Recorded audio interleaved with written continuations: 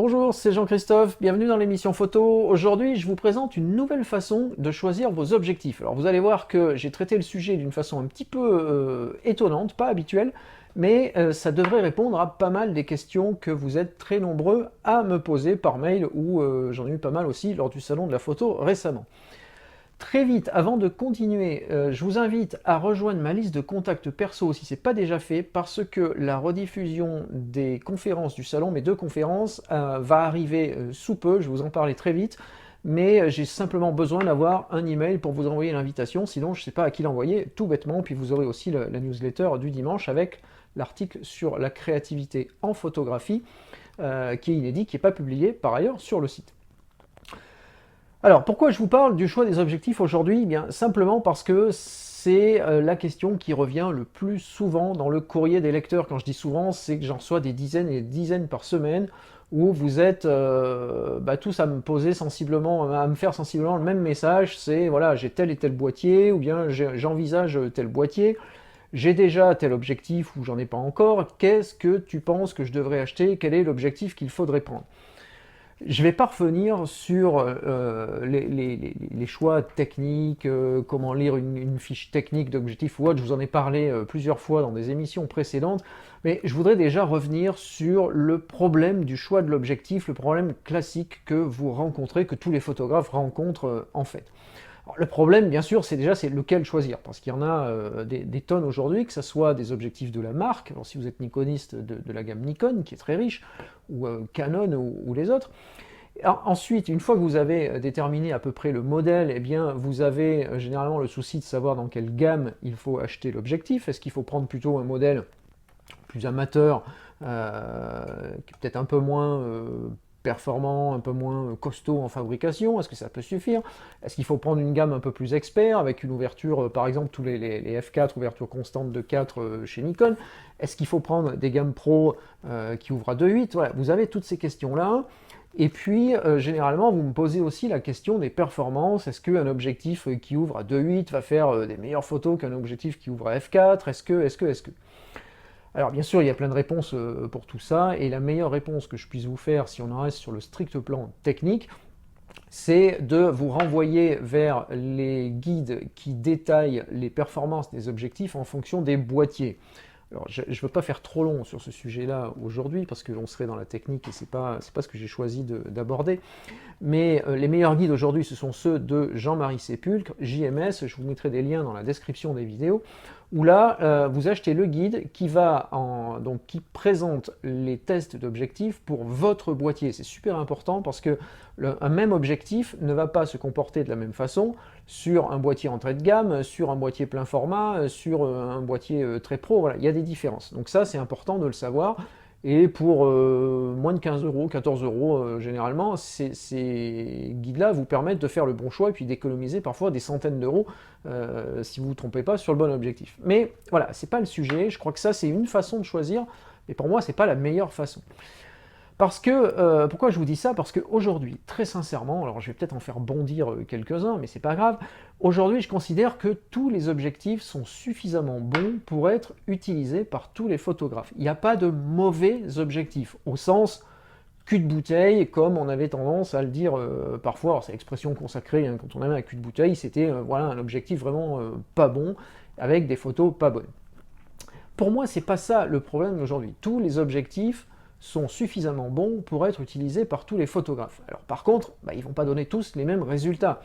Il y en a qui vont être un peu meilleurs dans certaines conditions, parce qu'ils vont ouvrir plus. Il y en a qui vont avoir moins de vignettage, il y en a qui vont avoir un rendu plus doux, plus subtil, d'autres qui vont être plus piqués. Donc c'est une question de résultat, mais c'est pas vraiment une question de performance intrinsèque. Dans l'absolu, vous donnez à un photographe qui fait des bonnes photos, qui a le goût pour faire des photos, pas un pro nécessairement, mais quelqu'un qui se débrouille en photo, vous lui donnez un objectif d'entrée de gamme, il va vous faire des photos super avec.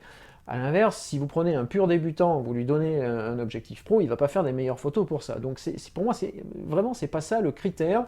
Faut pas avoir peur de dire j'achète un 18-55 de base, ça fait des très bonnes photos, un 18-55 de base, et si vous savez l'utiliser, puis ça vaut pas très cher. Donc le problème, il est pas là. Le problème, j'avais plus envie de l'aborder aujourd'hui sous un autre angle, et puis surtout de vous inciter à réfléchir. Vous savez que c'est mon truc, moi, c'est plutôt que de vous donner des recettes toutes prêtes, je préfère vous inciter à réfléchir sur votre pratique. Je ne vais pas vous dire, t'as tel boîtier, il faut acheter tel objectif, sinon ça ne marchera pas, c'est pas l'idée, parce que déjà c'est pas vrai, et puis c'est pas ma façon de faire. Alors j'en ai mis plein à la table en fait, là, vous voyez pas, mais je vais vous les montrer après. Pour moi, le meilleur choix, c'est pas ça. Et je lisais récemment un des sujets où je vous ai beaucoup parlé du bouquin sur la créativité de Michael Freeman. Alors, il y a un des sujets, justement, c'est ça. Il y a, il y a, voilà, il y a un critère quand on choisit un objectif, c'est le fait que l'objectif, c'est le prolongement de votre regard. Et pour moi, c'est le prolongement de ma vision de photographe. Alors, je vous explique pourquoi. Quand vous allez choisir un objectif, il faut voir les usages que vous allez en avoir, mais il faut aussi considérer le ressenti que vous allez avoir avec. Je ne sais pas si je peux faire cette comparaison-là, mais c'est un peu comme quand on achète une voiture. On peut aller d'un point A à un point B avec toutes les voitures. Aujourd'hui, il n'y a pas une qui ne va pas au bout. Maintenant, si vous allez de Paris à Marseille avec une petite voiture de ville, ce ne sera pas le même confort, ce ne sera pas le même feeling que si vous y allez dans une grosse berline. Mais pour autant, peut-être que vous allez vous éclater plus dans la petite voiture de ville que dans la berline, ou l'inverse, ou dans un cabriolet, ou dans ce que vous voulez. Donc, vous voyez que c'est bien c'est plus une histoire de ressenti, de pratique, de feeling, que vraiment de technique, parce que toutes les bagnoles, elles vont aller vraiment de Paris jusqu'à Marseille. Eh bien, en photo, c'est pareil. Alors, vous voyez, je vous ai sorti mon boîtier. Voilà. Quand je pars faire du reportage avec le 24-70 qui est là, quand je prends cet objectif-là, j'ai le même. Si je me mets à 24, voilà, si je me mets à 24, j'ai la même focale 24 mm, donc je vais faire la même photo que si je prends mon 24 mm fixe qui est là. Alors, hormis que c'est pas la même taille, mais je vais faire la même photo. Alors bien sûr, la qualité de ce 24-2.8 n'est pas la même que la qualité du 24-70-2.8, mais en termes de feeling, en termes de pratique, je vais faire la même chose. Si je reprends toujours mon 24-70, que je lui colle le 50 AFS, j'en ai mis partout, le 50 AFS qui est là aussi une différence de taille, mais ça c'est pas le sujet, je vais faire la même photo avec la focale 50 mm que je ferai avec le f1.8, qui au passage pour moi je trouve bien meilleur que le f1.4, mais voilà, je referme vite la parenthèse, je peux vous dire pourquoi si vous avez la question. Je vais faire la même photo. La différence, c'est que c'est l'approche qui va changer. Quand je me trimballe avec le boîtier et le 50 mm, je n'ai pas la même façon de photographier. J'ai un boîtier, j'ai un ensemble qui est plus petit, donc je vais pouvoir m'approcher de mon sujet différemment. La relation au sujet, je vous en ai parlé, et je ne vais pas arrêter de vous en parler parce que c'est super important, la relation au sujet n'est pas la même que quand j'ai mon zoom. Si je prends mon 85 qui est là, 85-1.8, si je le mets sur mon boîtier, vous voyez, alors imaginez que j'ai viré le 24-70, je le mets sur le boîtier, j'ai le même 85 que si je prends le 70-200 de 8. C'est 85, c'est 85, quel que soit l'objectif. Sauf que quand j'approche de mon sujet avec mon obus, j'ai pas du tout la même relation au sujet que si j'approche avec ça. Et le problème de la relation au sujet, pour moi, c'est le problème fondamental. Comment vous approchez votre sujet, comment le sujet va se comporter en vous voyant, alors s'il vous voit, et quelle photo vous allez faire avec. Quand j'utilise le 70-200, c'est souvent parce que mon sujet ne me voit pas, ou bien je vais faire du paysage avec des vues lointaines et puis ça va rapprocher les plans. Enfin, il y a toutes les histoires des longues focales. Donc la montagne, qu'elle me voit ou pas, honnêtement, je m'en fous un peu. Mais quand je vais faire des photos de rue, comme j'ai fait récemment dans New York, il va falloir que je vous en reparle de ça aussi. Mais quand je fais des photos de rue avec un petit boîtier et un petit 85, le 85 que j'avais, il est plus petit que ça, c'est un 56 en APS, il est encore plus petit que ça, je peux m'approcher très près du sujet. Je suis arrivé à m'approcher à 50 cm de mes sujets sans qu'ils me voient faire la photo. Donc j'ai fait des photos de personnes dans la rue en étant à moins d'1 mètre de distance, parce qu'il y a une histoire de rapport au sujet qui diffère. Si j'avais fait avec bon, imaginez que j'ai mis cet objectif-là sur mon boîtier pour faire la même photo, bah déjà à moins d'1 mètre, je risquais de taper dans l'œil de la personne. bon, ça fait pas 1 mètre, mais voilà, si on s'approche trop, on devient dangereux. Et puis, on est visible, tout bêtement. Donc, la personne va avoir, il va y avoir un recul, il va y avoir, imaginez que je m'approche de vous, et puis je vous mets ça en face, ou je mets vous voyez là, si je prends le 24-70, et puis que je m'approche là, tout de suite vous reculez. Donc, je ne vais pas faire la même photo. Et je pense que le sujet, il est là, en fait. C'est là où je voulais en venir aujourd'hui. C'est que le choix de l'objectif, il doit se faire en fonction du feeling que vous avez à utiliser un modèle ou un autre. Et vous allez voir, alors si c'est déjà le cas, si vous avez déjà plusieurs objectifs que vous utilisez depuis quelques années, vous devez savoir, vous allez peut-être me le dire dans les commentaires, vous devez savoir qu'il y en a que vous préférez utiliser et d'autres non. Et en fonction des photos que vous faites. Bien sûr, si vous faites de la photo de rue, vous n'allez pas utiliser le même équipement que si vous faites, je sais pas moi, du sport avec une compétition sur un circuit et puis les Formule 1 qui passent à 100 mètres ou 200 mètres de vous, bien évidemment. Mais le rapport à l'objectif n'est pas le même. Et je crois que, pour en revenir au sujet, c'est là la clé en fait. C'est que quand vous choisissez un objectif, étudiez bien sûr les performances de l'objectif en fonction de votre budget, de vos besoins, bon, ça n'a pas changé, mais posez-vous surtout la question fondamentale, c'est peut-être même la seule à vous poser, c'est qu'est-ce que je ressens quand j'ai ça dans les mains? Alors là vous allez me dire, bah oui mais moi je ne l'ai pas dans les mains parce que je ne suis pas comme toi, j'en ai pas une pleine table, voilà, mais allez chez un revendeur, allez dans un magasin qui vend des objectifs, il y en a à peu près partout maintenant, même s'il n'y a pas tous les modèles, vous avez un objectif de cette taille-là, vous le trouvez, même si ce n'est pas exactement celui que vous voulez, voilà, vous avez une idée. Allez voir des photographes, allez voir des copains qui ont le même objectif que celui que vous voulez acheter, allez dans un photoclub, enfin, peu importe, il y a toujours des occasions de voir du matériel, mais c'est important de sentir comment vous allez vous comporter avec ça. Il y a une histoire d'équilibre aussi. Vous voyez que quand vous avez un boîtier avec un 24-70, vous voyez comment naturellement, je n'ai même pas réfléchi, comment naturellement je l'attrape, c'est un plein format pourtant, c'est déjà un gros boîtier. Je l'attrape par là, parce que si je l'attrape par là, il plonge. Donc moi je l'attrape toujours par là. Quand c'est le 70-200, comment je fais? Généralement, soit je l'attrape par le fût, soit je le tiens par là quand il y a le boîtier au bout, parce que c'est ça qui tient, hein, sinon le boîtier claque. Enfin, c'est pas claque, mais bon, ça fragilise l'ensemble. Donc, vous voyez que le rapport n'est pas le même. Si j'ai mon 20 mm, le petit Voigtlander 20 mm, Color Scopar, alors ça, c'est une de mes optiques préférées. Si je le colle sur le 24-70, j'ai un truc tout petit. Du coup, je tiens mon boîtier. Donc, je fais encore pas les mêmes photos parce que j'ai un boîtier dans les mains, j'ai plus un objectif dans les mains. Vous voyez ce que je veux dire? C'est d'un côté, vous avez... Je vous la refais. D'un côté, vous avez un objectif dans les mains et vous faites la photo. De l'autre, vous avez un boîtier dans les mains avec un petit objectif au bout et vous faites peut-être la même photo parce que c'est la même focale. Si je prends, voilà, si je prends le 24 et que je règle mon 24-70 à 24, j'ai bien la même focale 24 mm. Je vais faire la même photo si je me mettais au même endroit. Mais le rapport au matériel est différent. Et ça, c'est super important parce que ça va jouer sur votre vision, ça va jouer sur votre approche du sujet, ça va jouer sur votre démarche créative, ça va jouer sur plein de choses. Alors, tout ça pour dire que le choix d'un objectif, il est bien sûr technique, mais il doit aussi être, vous voyez, un petit peu personnel comme ça, je ne sais pas quel est le bon mot, mais c'est très personnel et c'est, je vais vous le ressortir parce que c'est Marie-Hélène Marc qui a dit ça, la photographe. Si j'arrive à retrouver, hein, quand je vous dis que je prends beaucoup de notes dans les bouquins que je lis, c'est ça, voilà. Bon, Moleskine.